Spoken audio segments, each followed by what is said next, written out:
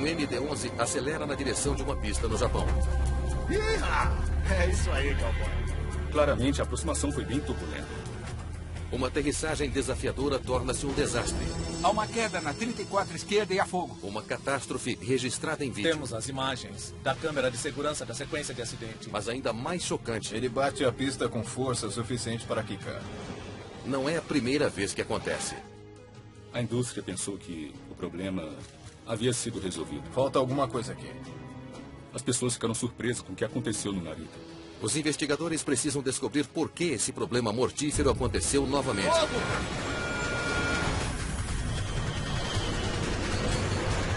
Mayday.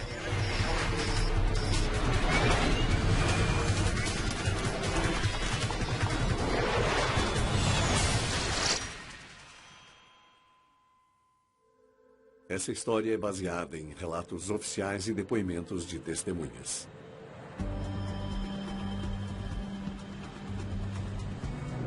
O voo FedEx 14 está em aproximação final do Aeroporto Internacional de Newark. Atenção, ventos de superfície 250 graus em 5 nós. O Boeing MD-11 é uma versão alongada do DC-10, ideal para o transporte de carga. O voo 14 está a poucos segundos da pista de Newark, um pouso que terá grandes repercussões em anos. 50, 40... O voo, até cerca de 50 metros do chão, estava perfeitamente normal. 20. Agora o avião está descendo rápido demais. Ele bate forte e quica. É uma catástrofe quando a asa direita atinge o solo. Incrivelmente, ninguém morre. Nós ficamos eufóricos depois, porque descobrimos que as pessoas a bordo da aeronave tiveram ferimentos muito leves. Uma queda violenta num dos aeroportos mais movimentados dos Estados Unidos poderia facilmente ter levado a uma tragédia fatal. Ela exige uma investigação completa. Bob Benson, da NTSB, lidera a equipe. Uma peculiaridade no projeto do MD-11 chama a atenção dele na hora. Para economizar combustível, os engenheiros deram ao jato uma cauda incrivelmente pequena, que reduz o arrasto. Durante a investigação, ficou claro para nós que o MD-11 tinha características de design, por assim dizer, que tornavam o pouso um pouco mais difícil. A superfície pequena da cauda do avião faz com que o MD-11 levante o nariz. A solução é voar mais rápido para aumentar o fluxo de ar sobre a cauda. O MD-11 aterrissa mais rápido do que qualquer outro avião do mundo. Para erguer a cauda e empurrar o nariz para baixo, ele precisa se aproximar a mais de 280 km por hora. Apenas caças atingem o solo mais rápido. Num pouso curto, em altas velocidades de aproximação, os ventos ficam meio comprimidos. Então, bons tempos de reação, bons reflexos são importantes. Robert acaba concluindo que erro do piloto é a razão do acidente em Newark. As asas estavam balançando mais do que deveriam e ele quicou no primeiro pouso. Os pilotos então empurram o nariz para baixo, fazendo com que o segundo impacto seja ainda pior. Foi um toque muito duro na segunda vez, destruindo o trem de pouso daquele lado da aeronave. Quer dizer, foi uma combinação muito rápida de pequenos erros que acabaram culminando em um acidente. Em seu relatório final sobre o acidente em Newark, Robert apela a uma melhor formação de pilotos. O resultado? Uma técnica aperfeiçoada para se recuperar de pousos quicados. Pilotos de MD-11 aprendem a usar seus manetes para trazer o avião de volta ao solo suavemente. Aumentar um pouco a potência para manter uma atitude de pouso e aumentar um pouco a potência e então deixar a aeronave voltar suavemente para a pista. A indústria aeronáutica deixa para trás o acidente de Newark, confiante de que uma lição importante foi aprendida.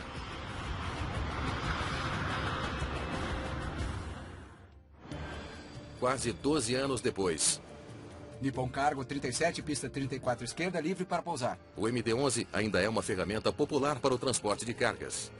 A FedEx conta com o avião para transportar milhões de toneladas de mercadorias chegando e saindo de centros importantes, como o aeroporto de Narita, em Tóquio, um dos mais movimentados do mundo. Passageiros com crianças, por favor, venham à frente. O transporte de carga deixou de estar nos degraus mais baixos da escada da aviação profissional e foi para o topo, porque era confiável, era bom e pagava a mesma coisa. Além disso, há outros benefícios. Embora sempre haja pressão para ser o mais eficiente possível, o frete raramente se queixa do voo.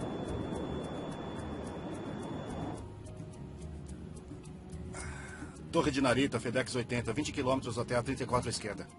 Com 54 anos, Kevin Mosley é o comandante do voo 80 da FedEx.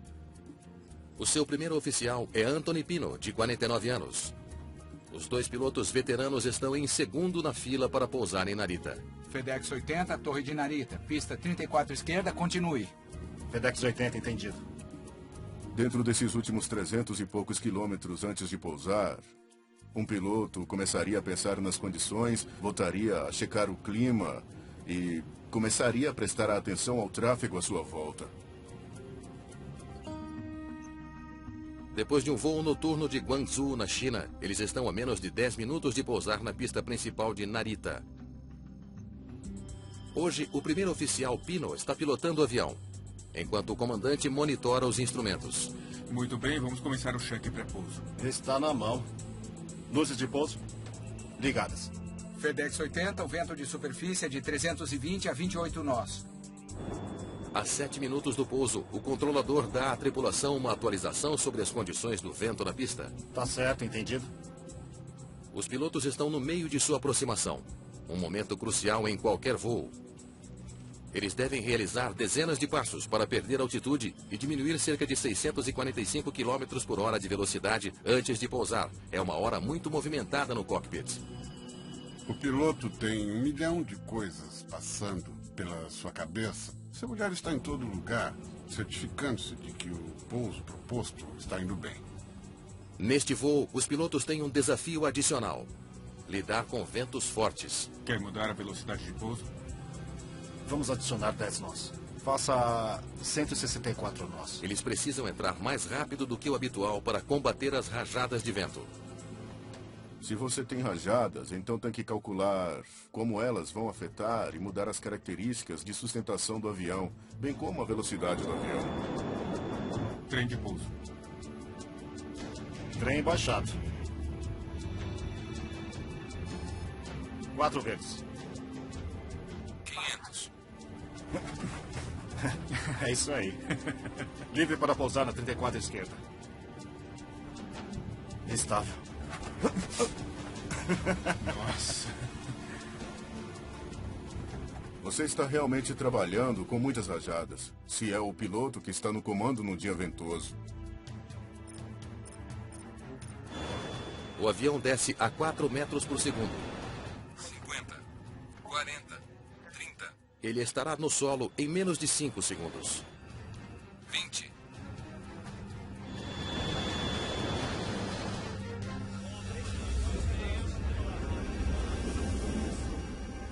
Sem aviso, o MD-11 está de cabeça para baixo, em chamas.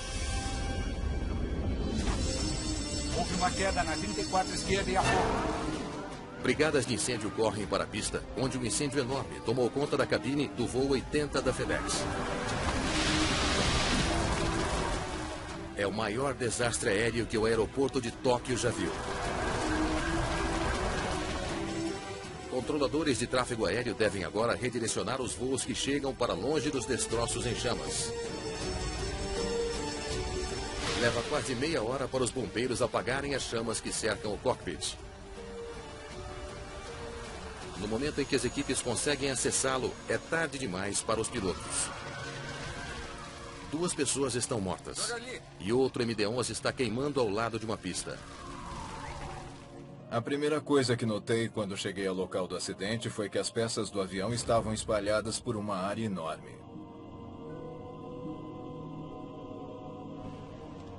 Este é o primeiro acidente fatal nos 31 anos de história do aeroporto de Narita. Masaru Shiba, do Comitê de Segurança dos Transportes do Japão, assume o comando da investigação. Quando vimos o local do acidente, mais da metade da aeronave tinha sido completamente queimada, então de início eu não conseguia decidir onde deveríamos começar a investigação.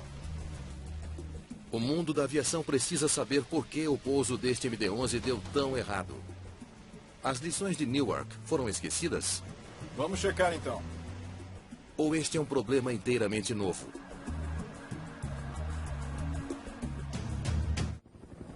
Duas pessoas morreram e os restos de um avião de carga MD-11 jazem quentes no aeroporto de Narita. Os investigadores examinam a pista em busca de indícios que possam revelar como esse pouso deu tão errado.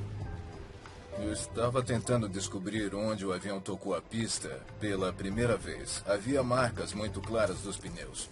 Portanto, o contato inicial com o solo foi o lugar onde havia marcas claras de pneus. Olhe para toda essa borracha. Este foi o lugar do primeiro toque deles. As marcas revelam onde o avião bateu primeiro na pista. O segundo contato foi com um trem de pouso do nariz e encontramos peças da roda da frente perto da área onde ela bateu. Elas também mostram que o avião tocou a pista mais de uma vez. E este é o lugar onde eles finalmente desceram. E foi uma queda dura, pelo que parece. A terceira área que o avião tocou o solo tinha muito combustível derramado e uma grande parte dos restos da aeronave.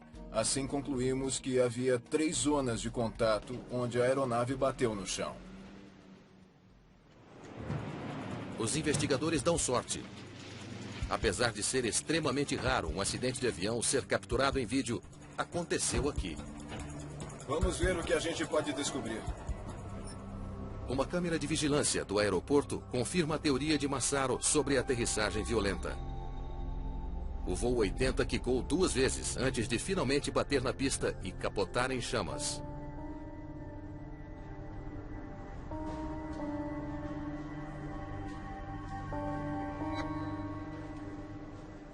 Também vi as imagens das câmeras de vigilância. Eu estava convencido de que a aeronave bateu 3 vezes. Eu nunca vi um acidente tão terrível antes. As semelhanças entre este acidente e a queda do voo 14 em Newark são muito perturbadoras. Os investigadores são pressionados para descobrir exatamente quem ou o que é o culpado desta vez. Fazia 10 anos desde o último acidente envolvendo o MD-11 e quando aconteceu no Narita ficou claro que o problema desses tipos de acidentes com o MD-11 não tinham sido resolvidos. Os investigadores entrevistam os controladores da torre para saber mais sobre os momentos que antecederam o acidente. Eles ouvem que pilotos que pousaram antes do voo 80 relataram condições de muita turbulência na aproximação para a pista.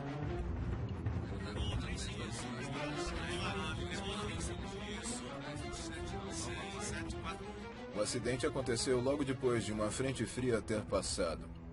Por isso, estava ventando muito. O piloto do voo anterior, na verdade, relatou que experimentou o cisalhamento do vento durante o voo. Tesoura de vento, ou cisalhamento do vento, é o termo usado para descrever ventos perigosamente inconstantes. É uma rápida mudança de direção ou velocidade do vento e pode realmente afetar as características do voo do avião. Um cisalhamento forte do vento pode empurrar um avião violentamente para cima ou para baixo, fazendo com que ele perca sustentação. Perto de uma pista pode ser fatal. Em 1985, o voo 191 da Delta Airlines foi atingido por um cisalhamento de vento quando pousava no aeroporto de Dallas-Fort Worth. 137 pessoas morreram no acidente. Após o acidente, os aeroportos instalaram radares Doppler, que podem detectar cisalhamento de vento nas pistas e avisar aos pilotos quando pousar pode ser perigoso. Os controladores em Narita contavam com essa tecnologia quando o voo 80 da FedEx se aproximou para o pouso. Pista 34 esquerda, cisalhamento do vento na aproximação. Será bem turbulento. Deixa comigo. O controlador diz aos investigadores que alertou a tripulação da FedEx para ficar atenta ao cisalhamento de vento. O que os pesquisadores precisam agora é uma análise mais detalhada do vento dos sensores ao redor do aeroporto. Mas a coleta dos dados vai levar algum tempo. Eles terão de esperar para descobrir o quão perigosas eram as condições de vento durante o pouso fatal do voo 80.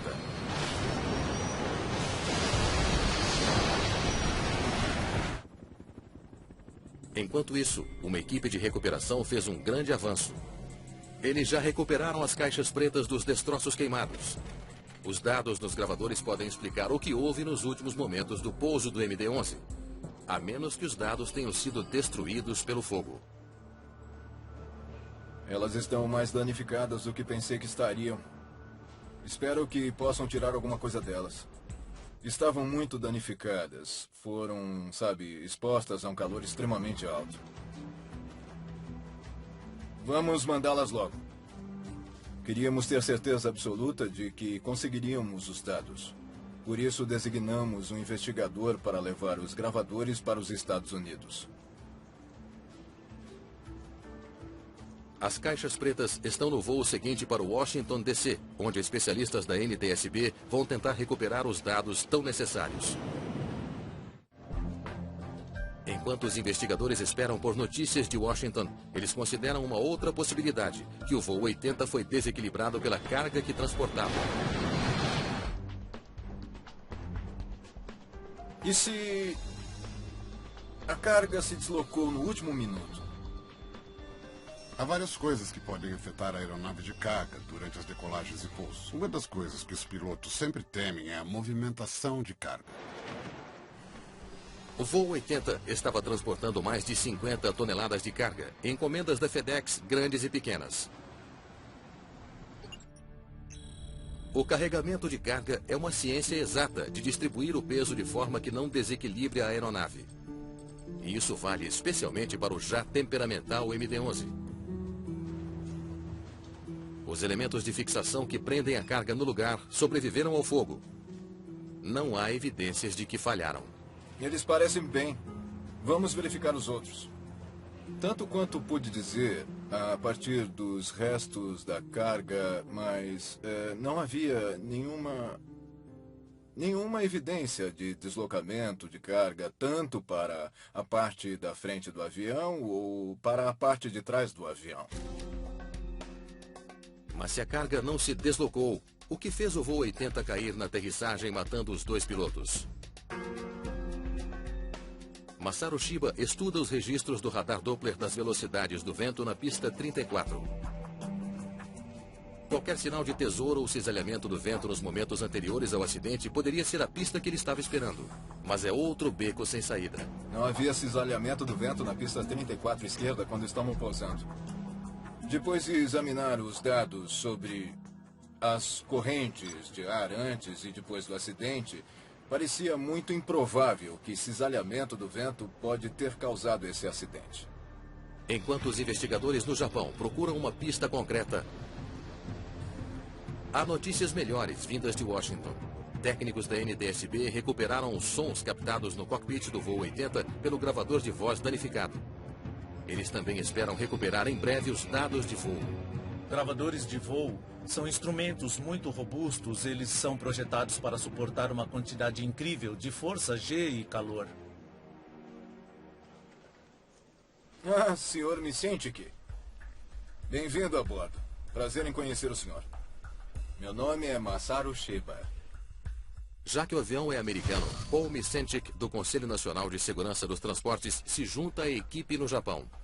Tínhamos a experiência que poderia contribuir para a investigação japonesa com respeito aos procedimentos, sob que tipo de regulamentação a tripulação estava voando, e nós poderíamos realizar grande parte das atividades investigativas de acompanhamento aqui nos Estados Unidos, que é o que fizemos. Muito bem, por aqui, por favor. A gravação do voo 80 agora está nas mãos dos investigadores. Mas será que revelará a eles por que os pilotos não conseguiram pôr o avião no chão em segurança? Vamos ouvir toda a aproximação a partir desde o primeiro contato com Narita, 6h41. Torre de Narita, FedEx 80, a 20 km da 34 esquerda. FedEx 80, Torre de Narita, pista 34 esquerda, continue a aproximação. FedEx 80, entendido. Muito bem, vamos começar o cheque pré-pouso. Está na mão. Até agora, tudo bem. A aproximação de Narita segue o manual à risca. Trem de pouso. Trem baixado. Os ventos a 320, máximo em 34 nós. Muito bem, pare por um segundo. Ventos de 320, máximo 34. Está bem na cara deles.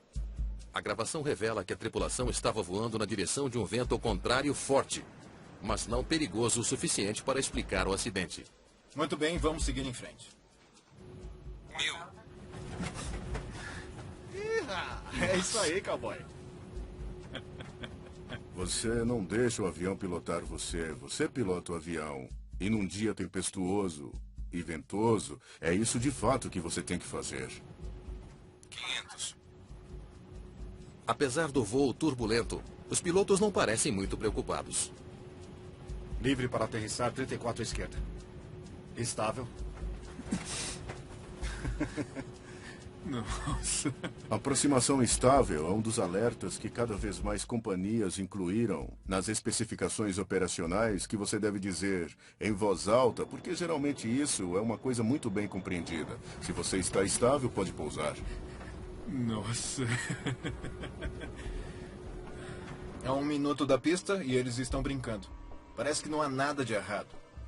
A partir da gravação, podemos dizer que eles estavam realmente relaxados e brincando um com o outro. O que eu acho que aconteceu foi que as correntes de ar estavam tão fortes que parecia que eles estavam no rodeio montando um cavalo bronco como cowboys. Em seguida, 100. uma voz automatizada do altímetro dá aos investigadores uma pista importante. 50. 40. 30. 20. 10.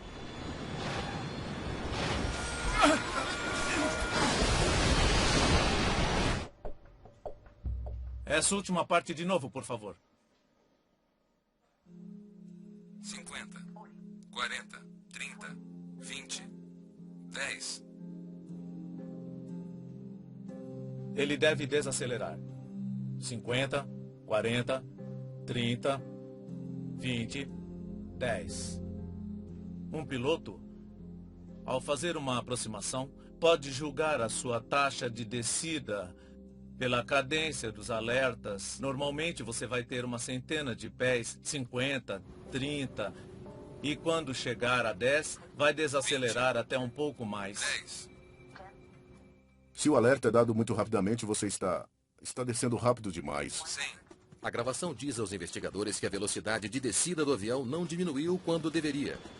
Mas em vez disso, continuou caindo muito rapidamente. Isso explica o pouso duro, mas não o acidente.